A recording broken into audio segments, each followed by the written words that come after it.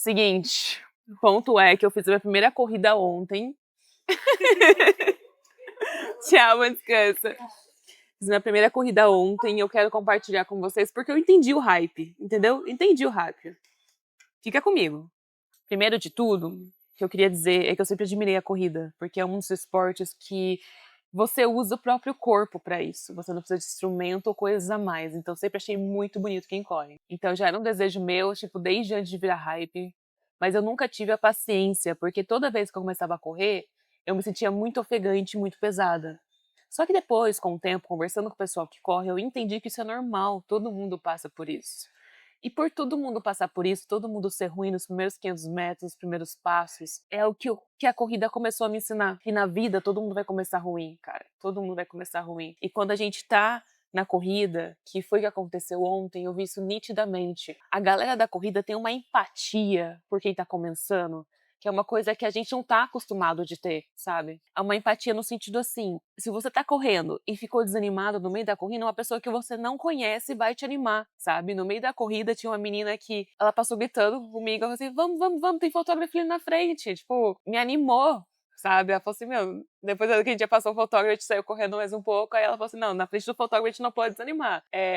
No terceiro quilômetro tinha uma menina que começou a gritar lá atrás, vamos gente, só falta dois, sabe? Já passou da metade. Gente, é uma vibe, assim, que eu não sei explicar, sabe? É uma vibe de empatia mesmo. Você vê o ser humano na melhor forma possível, sabe? E aí, na corrida, eu tive as minhas brisas, né? Quando eu tava correndo, no começo mesmo da corrida, eu já queria desistir. Eu falei assim, não vou conseguir, é muito tempo. E aí você vê pessoas de diferentes tipos, de diferentes idades tentando, e você vai, não, vamos, vamos, vamos, vamos, vamos, vamos, vamos, vamos, sabe? E aí você vai encontrando o seu ritmo, às vezes você quer acompanhar a pessoa que é mais rápido. Um amigo meu me passou no primeiro quilômetro, assim, e aí eu falei assim, nossa, ele é muito bom e tal. Eu falei assim, não, mas eu tô no meu ritmo, entendeu? Não vou chegar nele ainda. Ele corre faz muito tempo. E aí você começa a ter uma empatia com você mesmo nesse processo de corrida, sabe? E achei meu ritmo e entender que tem hora que eu conseguia dar um passo a mais, tem hora que não. Tudo isso fez sentido na minha cabeça exatamente pelo burnout que eu tive esse ano, exatamente pela ansiedade que eu tô tendo.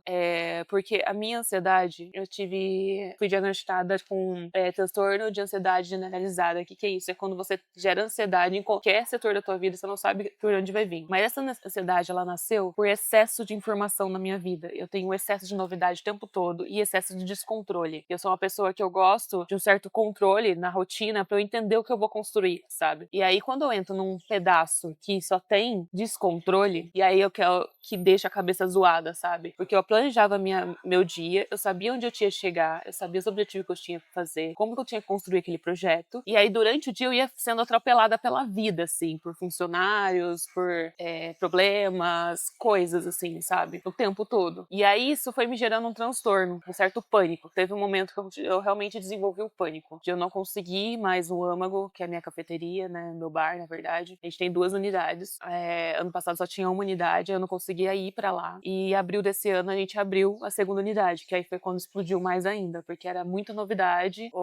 A segunda unidade era a primeira vez que a gente tava saindo, né? Então, tipo, montando uma segunda operação, a gente não sabia como ia ser. E aí eu segurei bem até no processo de inauguração. E depois que passou o processo de inauguração, gente, eu estourei, assim. Eu caí, decaí, aí eu caí numa parte depressiva mesmo. Tudo isso pra falar que a corrida, ela me ajudou a entender que tá tudo bem, sabe? Tá tudo bem você diminuir o ritmo, tá tudo bem você olhar pra você, mais pra você do que pro outro, e tá tudo bem, assim. E nesse processo, um segundo ponto é que eu perdi, porra, que é assim, um passarinho cagou aqui, no meu celular. Ah, pronto. E a gente continua. Onde eu tava. O segundo ponto é que eu tinha perdido a fé na humanidade, sabe? Quando você lida com o público, principalmente na parte de comida, eu não sei como que é geral, tá, gente? Mas na parte de comida que eu lidei, você vê muita estupidez. Você vê as pessoas te tratando de um jeito totalmente diferente. Eu já fiz um teste no Âmago em que eu me vestia igual meus funcionários num período, ia lá, atendia a mesa, e depois eu me vestia como uma proprietária, que dava pra ver que eu era proprietária. Gente, o tratamento era totalmente diferente, totalmente diferente. A pessoa olhar pra você você pedir as coisas de uma maneira estúpida, ou reclamar das coisas de uma maneira estúpida, e como se você não fosse gente, sabe? E aí, te tratar de uma maneira diferente só porque você é proprietário do negócio,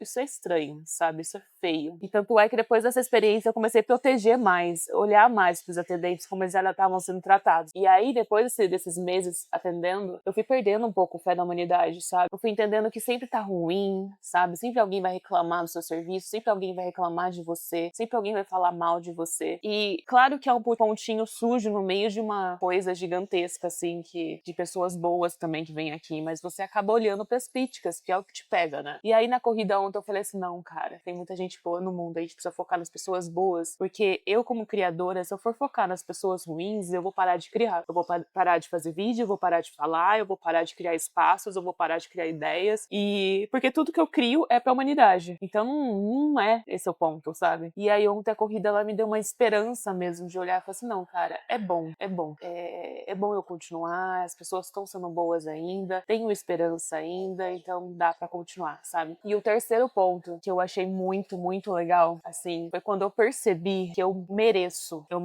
cuidar de mim, sabe?